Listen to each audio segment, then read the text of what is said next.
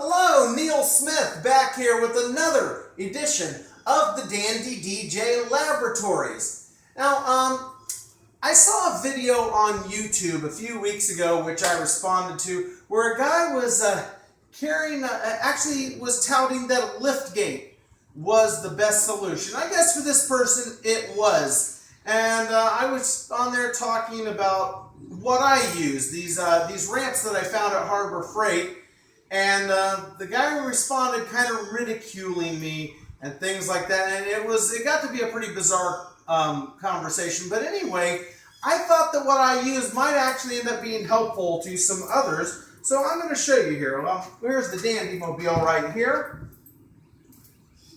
And not only will I show you my ramps, but I'm also going to show you my rock and roller carts. And I'll do another video on those. Looks like I've got a couple of other things in here for a second. Get that. I'll do another video on this guy right here that I made. It's a tabletop where I made for the rock and roller carts. But this is what I wanted to show you.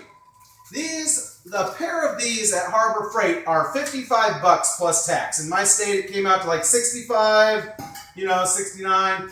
And what these are ramps for all-terrain vehicles. And they're supposed to go like that, and then you take your ATV up there. But what I've done instead is I flipped them over backwards so that I have a channel here.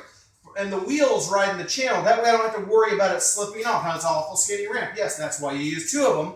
And then the end of the ramp, which I have bolted on backwards. And I'll give you a close-up of that a little later. And that way they can go onto the back of the van like this. And so you use two of them.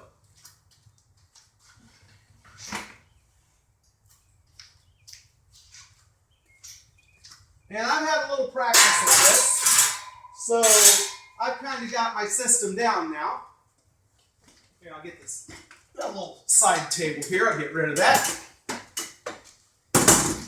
I just had a wedding yesterday. Let me get a more close-up view of that. It's kind of rainy here today, which is why I have this over here. So I'm going to give you a little closer view of the back of my van.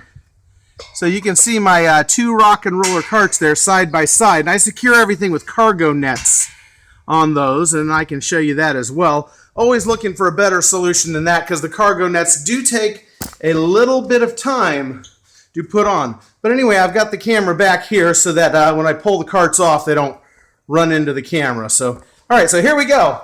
I'm going to pull one of these babies off here and show you how it goes.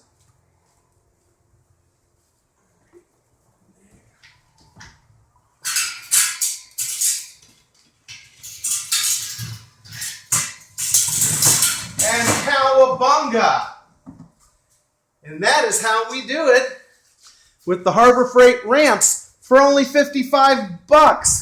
Okay, I'm going to take this off. I'm going to give you a better view of these guys and what I did here. So here you go. I turn them upside down so the wheels ride in those channels, and then I put these ends on backwards as well. See, it's because you're supposed to ride up the other side, but it just works great.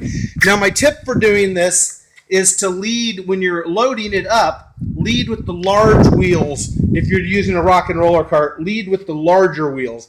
And then also, the end of the ramp, I got a covering over. This is a Chrysler Town & Country, by the way. I've got them, the seats have folded down, so this is the back of the seat right here that's down, but I've got a covering over it so that these won't damage the seat.